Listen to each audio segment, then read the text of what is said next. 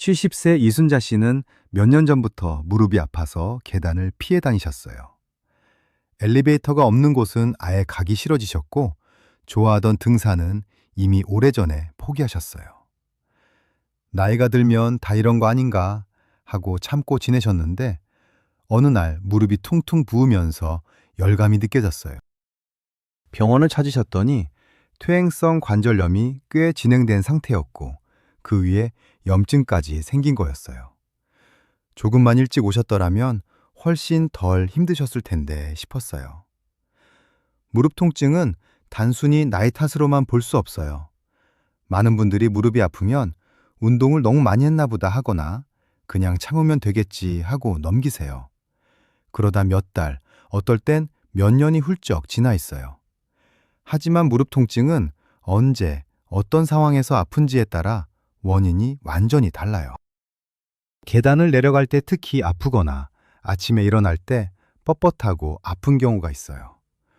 걷다가 무릎이 갑자기 걸리는 느낌이 오거나 손가락, 발가락까지 함께 아픈 경우도 있고요. 이 경우들은 느낌이 비슷해 보여도 원인이 전혀 다르고 대처 방법도 달라요. 오늘 그 차이를 하나씩 말씀드릴게요. 오늘 영상을 끝까지 보시면 지금 내 무릎 통증이 어느 단계인지 스스로 점검할 수 있습니다.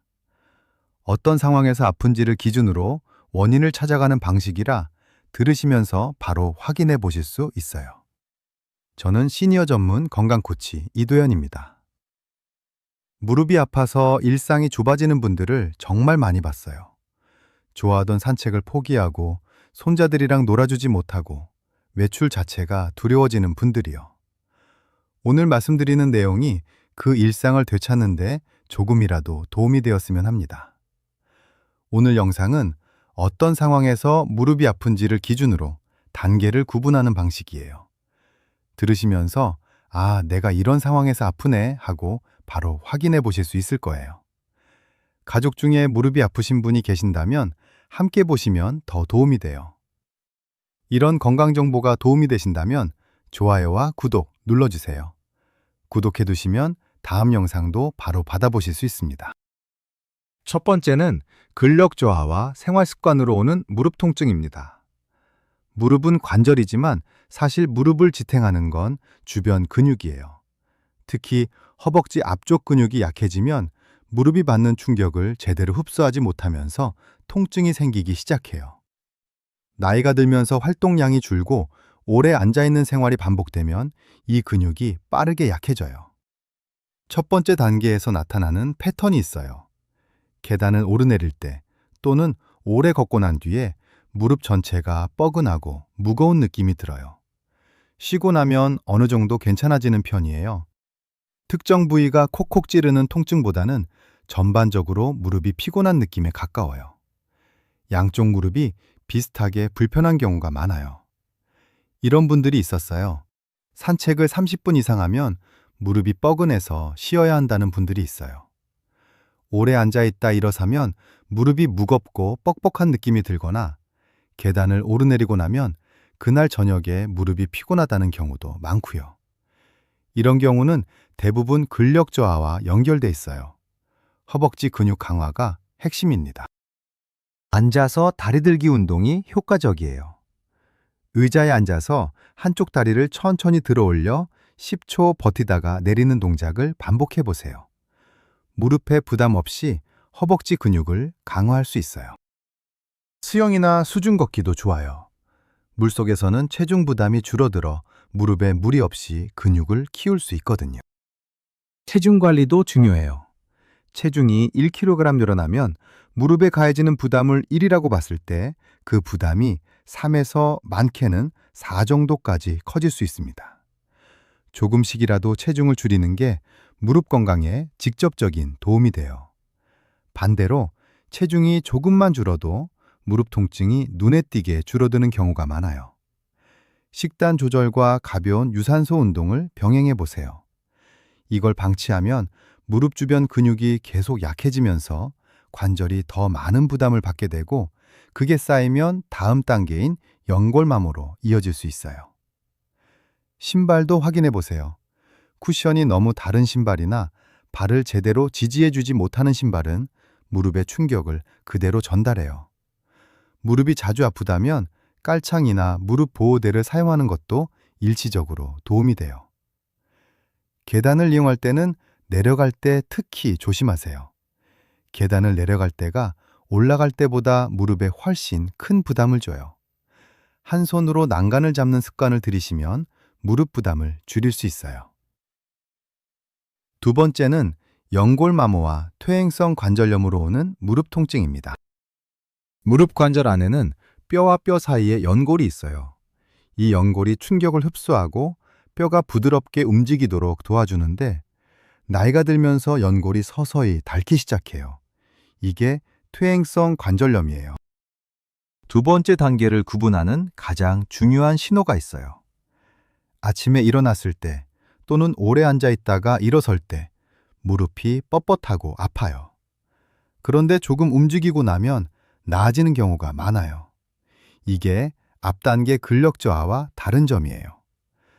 근력 저하는 움직이고 나서 더 아픈 경향이 있고 퇴행성 관절염은 움직이기 시작할 때 가장 아프다가 조금 풀리는 패턴이거든요. 계단을 내려갈 때 무릎 앞쪽이나 안쪽이 아프고 무릎에서 삐걱거리거나 뚝뚝하는 소리가 나는 경우도 있어요. 무릎이 살짝 붓거나 만졌을 때 따뜻한 느낌이 드는 경우도 있고요. 실제로 이런 분이 계셨어요.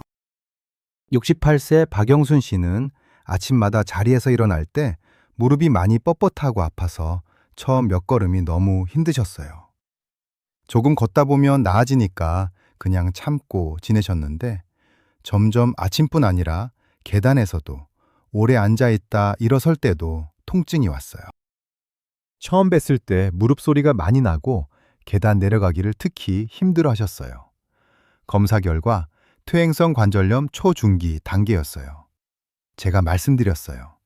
지금 단계에서는 수술보다 운동과 관리로 충분히 늦출 수 있어요. 허벅지 근육을 키우는 게 가장 중요해요.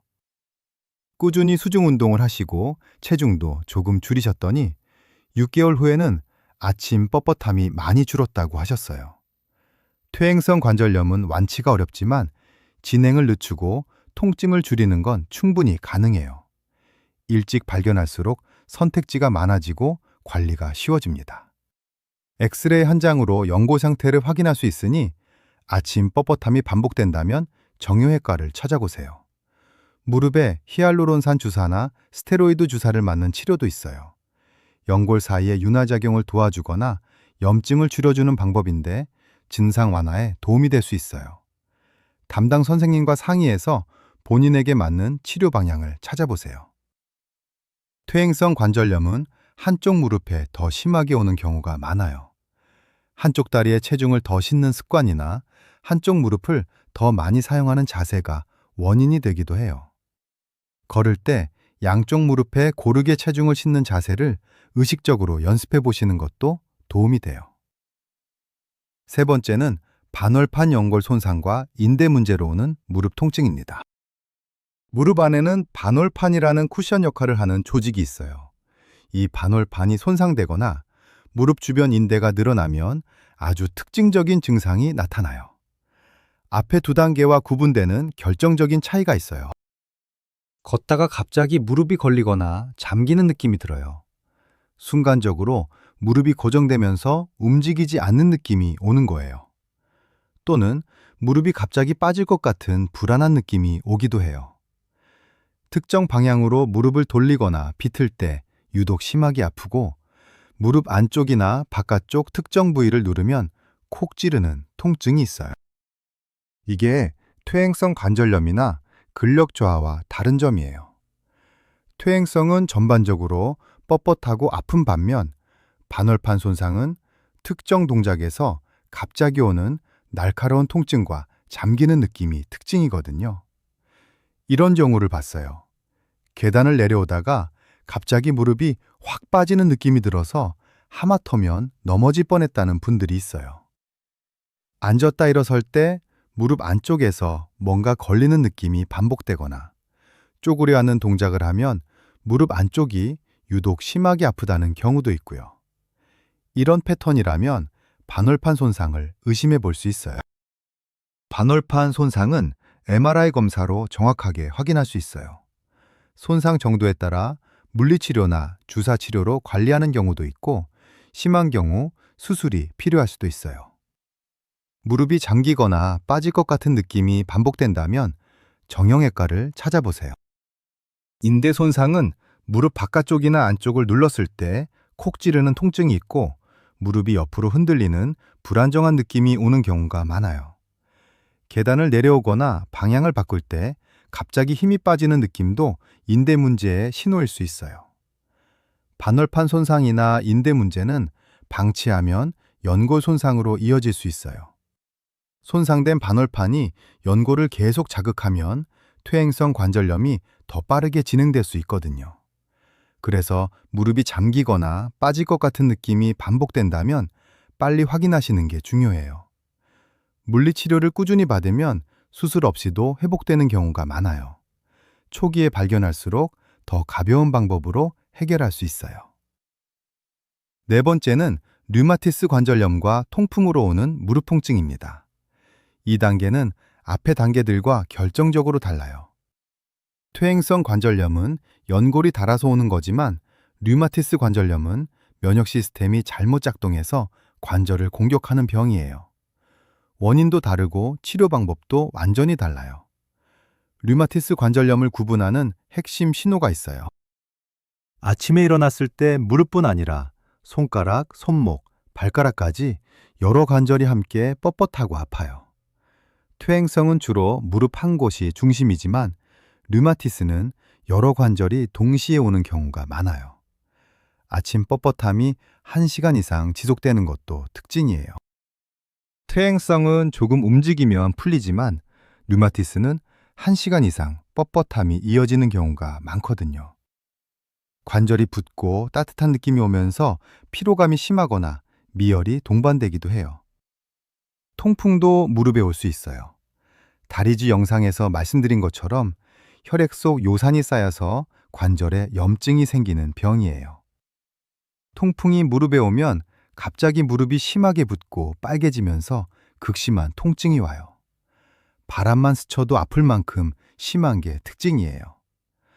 통풍은 고기나 해산물을 많이 드시거나 음주 습관이 있는 분들에게 더 자주 나타나요.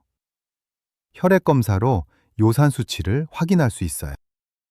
실제로 이런 분이 계셨어요. 64세 김순자 씨는 몇 년째 무릎이 아파서 퇴행성 관절염으로 알고 치료를 받고 계셨어요. 그런데 치료를 해도 잘 낫지 않고 어느 날부터 손가락 관절까지 붓고 아파오기 시작했어요. 피로감도 심해지고 미열도 자주 났어요. 혈액 검사를 해보니 류마티스 관절염이었어요. 퇴행성인 줄만 알고 계셨던 거예요. 제가 말씀드렸어요. 무릎만 아픈 게 아니라 손가락, 발가락까지 함께 아프고, 아침 뻣뻣함이 오래 지속된다면 류마티스를 꼭 확인해 보셔야 해요.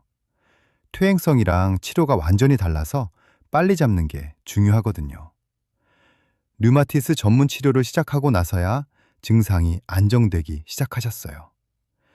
류마티스 관절염은 혈액 검사로 확인할 수 있어요. 무릎 외에 다른 관절도 함께 아프거나 아침 뻣뻣함이 1시간 이상 지속된다면 꼭 확인해 보세요. 초기에 발견할수록 관절 손상을 막을 수 있고, 방치하면 관절이 변형되면서 일상생활이 힘들어질 수 있거든요. 무릎과 다른 관절이 함께 아프다면 정형외과보다 류마티스 내과를 먼저 찾으시는 게 맞아요. 5번째는 즉시 확인이 필요한 신호입니다. 이 단계는 무릎 통증이 단순한 관절 문제가 아니라 빠르게 확인이 필요한 신호예요. 무릎에 감염이 생기는 경우예요. 무릎이 갑자기 심하게 붓고 열이 나고 빨개지면서 극심한 통증이 온다면 감염을 의심해야 해요. 특히 당뇨가 있거나 면역력이 떨어진 분들은 무릎 감염이 빠르게 진행될 수 있어서 즉시 병원을 찾아야 해요. 피로골절도 있어요. 뼈에 작은 균열이 반복적으로 쌓여서 생기는 건데, 걷거나 체중을 실을 때마다 무릎 특정 부위가 극심하게 아프고 쉬어도 잘 나아지지 않아요. 혈전이 무릎 주변 혈관을 막는 경우도 있어요. 무릎 통증과 함께 다리가 붓고 피부가 빨갛게 변하거나 따뜻해지면서 통증이 온다면 혈전을 의심해 볼 수 있어요. 실제로 이런 분이 계셨어요. 73세 이병철 씨는 평소에 무릎이 조금 불편하셨는데 어느 날 아침에 일어나니 무릎이 갑자기 심하게 붓고 너무 아파서 걸을 수가 없으셨어요. 열도 나고 무릎이 빨개지면서 만지기만 해도 극심하게 아팠어요. 처음엔 통풍인가 하고 며칠 참으셨는데 나아지지 않아서 응급실을 찾으셨어요. 검사 결과 무릎 관절에 세균 감염이 생긴 화농성 관절염이었어요. 제가 나중에 배웠을 때 말씀드렸어요. 며칠만 더 참으셨으면 훨씬 심각한 상황이 됐을 거예요. 갑자기 무릎이 붓고 열이 나면 절대 통풍이나 관절염으로 혼자 판단하지 마시고 바로 병원을 찾으셔야 해요. 이 신호가 왔을 때는 절대 기다리지 마세요. 무릎이 갑자기 심하게 붓고 열이 나거나 극심한 통증으로 체중을 실을 수 없다면 즉시 응급실이나 전용외과를 찾으세요. 무릎 감염은 시간이 생명이에요. 통풍이나 관절염과 증상이 비슷해 보여도 혼자 판단하지 마시고 반드시 병원에서 확인하셔야 합니다. 무릎 주변에 종양이 생기는 경우도 드물지만 있어요. 쉬어도 낫지 않는 통증이 지속되면서 무릎 주변에 딱딱한 덩어리가 만져지거나 밤에도 통증이 심하다면 이 가능성도 배제할 수 없어요. 이런 경우도 즉시 정형외과를 찾으셔야 합니다. 가족분들께도 부탁드려요. 어르신이 무릎이 갑자기 많이 부었거나 열이 나면서 걷지 못할 정도로 아파하신다면 망설이지 말고 바로 병원으로 모시고 가주세요. 본인은 통증에 익숙해져서 참는 경우가 많거든요. 오늘 무릎 통증을 5단계로 나눠서 살펴봤습니다. 각각을 한 주씩 다시 정리해 볼게요. 첫 번째, 근력 저하 생활 습관. 오래 걷거나 운동 후에 무릎이 전반적으로 뻐근하다면 허벅지 근육을 강화해 보세요. 두 번째, 퇴행성 관절염. 아침에 일어날 때나 오래 앉았다 일어설 때 뻣뻣하고 아프다면 연골 상태를 확인해 보세요. 세 번째, 반월판 손상, 인대 문제. 걷다가 무릎이 갑자기 걸리거나 빠질 것 같은 느낌이 온다면 MRI 검사가 필요해요. 네 번째, 류마티스, 통풍. 무릎 외에 다른 관절도 함께 아프거나 아침 뻣뻣함이 1시간 이상 지속된다면 류마티스 내과를 찾아보세요. 다섯 번째, 즉시 확인이 필요한 신호. 무릎이 갑자기 심하게 붓고 열이 난다면 즉시 병원을 찾으세요. 오늘 말씀드린 내용을 바탕으로 지금 내 무릎 통증이 어느 단계인지 스스로 확인해 볼 수 있는 3가지를 말씀드릴게요. 첫째, 언제 아픈지 확인해 보세요. 오래 걷고 나서 전반적으로 뻐근하다면 첫 번째 단계, 아침에 일어날 때 뻣뻣하다면 두 번째 단계, 걷다가 갑자기 잠기는 느낌이 온다면 세 번째 단계를 먼저 살펴보세요. 둘째, 무릎 외에 다른 관절도 함께 아픈지 확인해 보세요. 손가락, 손목, 발가락까지 여러 곳이 함께 아프다면 네 번째 단계인 류마티스를 의심해 봐야 해요. 셋째, 갑자기 왔는지 서서히 왔는지 확인해 보세요. 서서히 진행됐다면 단계별로 원인을 찾아보시고 갑자기 심하게 붓고 열이 난다면 즉시 병원을 찾으세요. 무릎 통증이 있다면 간단히 기록해 두시면 도움이 돼요. 어떤 상황에서 아픈지, 한쪽인지 양쪽인지, 다른 관절도 함께 아픈지 적어 두시면 병원에서 원인을 찾는데 훨씬 유용하게 쓰입니다.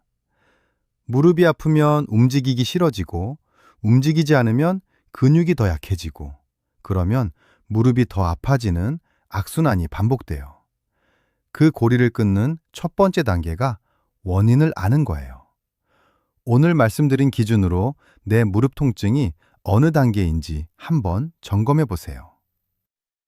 무릎은 평생 우리 몸을 지탱하는 관절이에요. 걷고, 앉고, 일어서고, 계단을 오르는 모든 움직임이 무릎을 거쳐요. 그 무릎이 보내는 신호를 나의 탓으로만 넘기지 마세요. 원인에 따라 충분히 관리하고 나아질 수 있습니다. 무릎 건강을 지키는 것이 곧 걷는 자유를 지키는 거예요. 오늘 말씀드린 5단계 중 첫 번째와 두 번째는 생활 습관과 운동으로 충분히 관리할 수 있는 구간이에요.